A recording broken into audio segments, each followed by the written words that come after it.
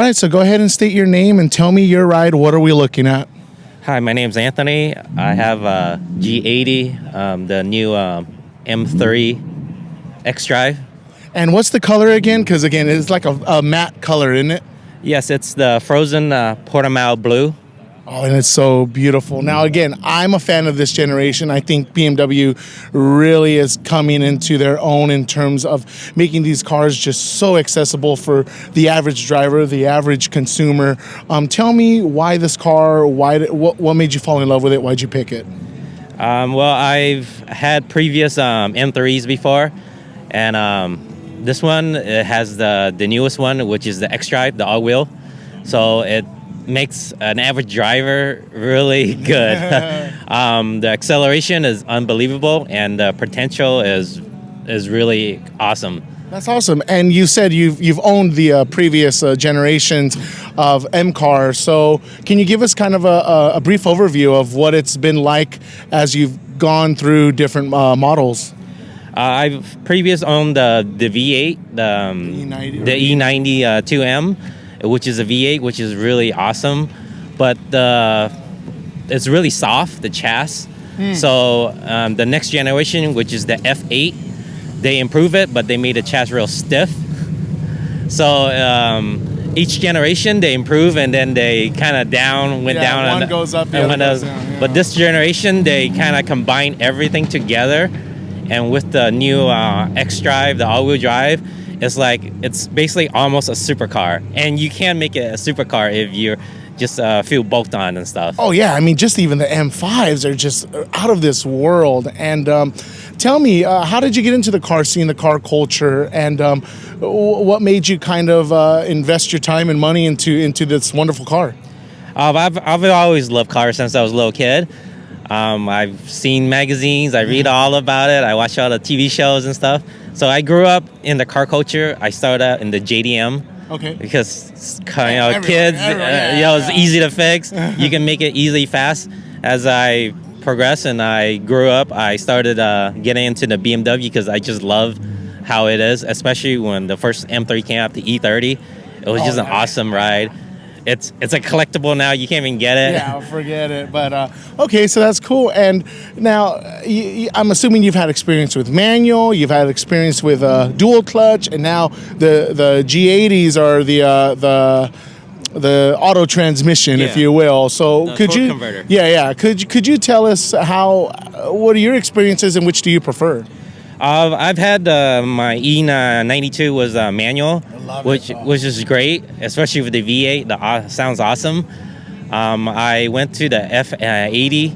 I had the DCT, which is a lot faster. It's more sporty, but the connection to the roads is a little off because you don't have the manual.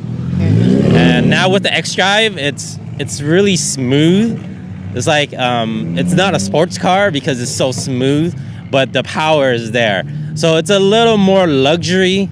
You'll feel a little disconnected with the road unless you have the manual. But to get the competition and the X-Drive, you have to have the auto. The auto, yeah. I heard you can only get an M3 manual if you don't get all the extra package and the extra horsepower. Base model with the manual. Yeah. So interesting. Which do you prefer? On a daily, the auto, but if you're an enthusiast, you definitely have to get the manual. Okay, so one or the other. My friends has the manual, and it's just an awesome transmission. It's probably the last manual the M3 M4 is gonna have. I think so too. So if you're like enthusiast, you love manual, and you love BMW, you should get it. I agree. So 100%. Couple more questions. BMW has their notorious reputation for, doing really, really well the first 30, 40, 50,000 miles, and then the maintenance costs and the things breaking down start to occur. What are your thoughts about that? Well, my previous generations, it does happen. Okay. After the warranty expires and things start falling apart. But overall, BMW is really good about, you can do it yourself. You just watch YouTube. There's always guys on the car forums that have done it, can do it. And if you're a little mechanical inclined, you can always fix it. It's something you can do at home.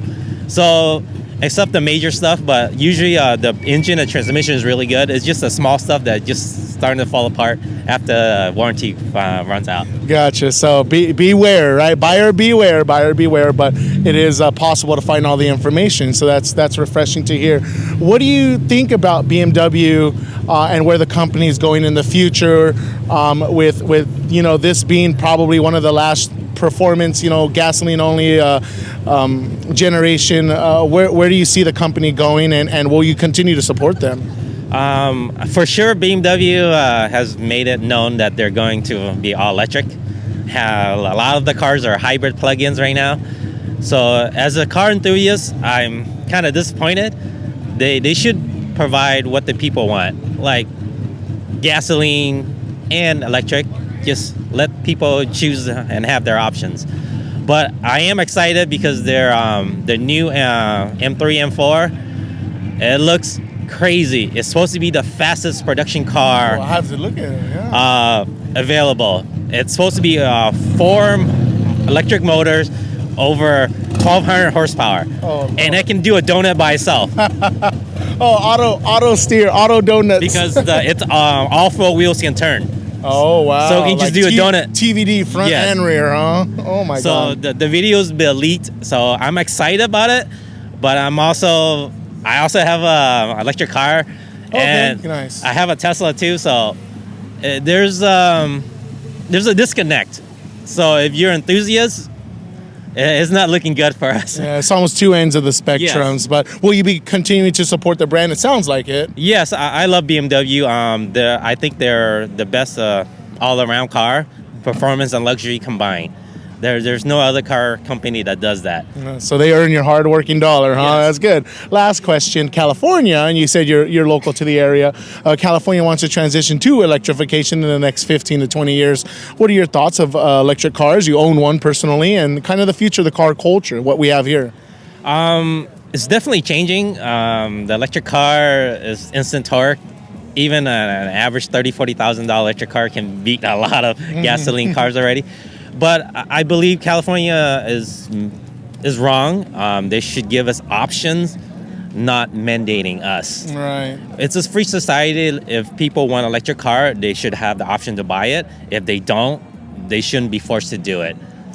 I agree 100%, and I hope that they kind of move the goalpost, and we'll see where we're at in 5 years, in 10 years, and we'll see if the consumers can even afford. I mean, cars are getting more and more expensive, so we'll have to wait and see. But thank you so much, Anthony. I really appreciate your time. I'm going to just do a quick walk around of your BMW, but would you like to give out any shout-outs or any plugs? Go ahead and do so now. I like to shout out to all the guys that coming out in the morning. Is really cold. It is freezing. I'm in gym shorts. Yeah, I mean, the car culture will always be here. We love cars. California is the biggest car in the world. Can't beat this weather, right? Can't beat this weather at the end of the day. So I really appreciate your time. Thank you so much.